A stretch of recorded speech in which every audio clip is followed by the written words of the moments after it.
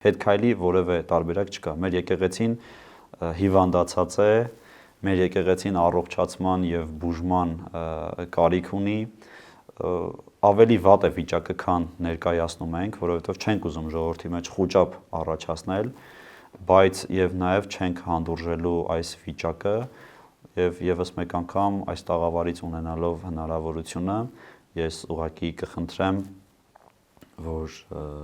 կտրիչ Ներսիսյանը որոշում կայացնի, որոշի, որ եկեղեցին պիտի տա ժողովրդին, որ